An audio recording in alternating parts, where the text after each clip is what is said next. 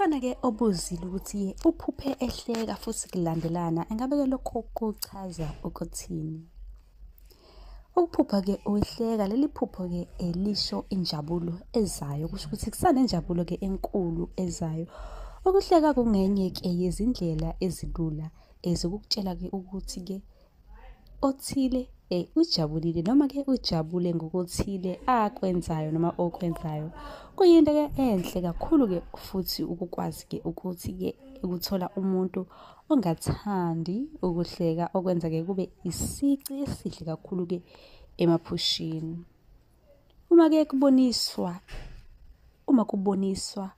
kuqondwa ngezincazelo evamile-ke ukuthi akuvamile-ke ukuthi umphuphi ezodlula esigabeni sezinjabulo eziningi njengezinga-ke langempela.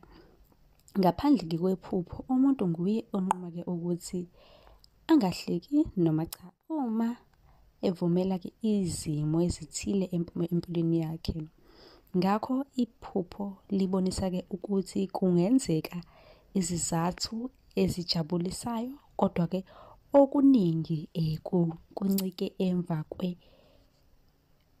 ekwamukeleni kwakho iphupho ukuthi uyalamukela noma cha.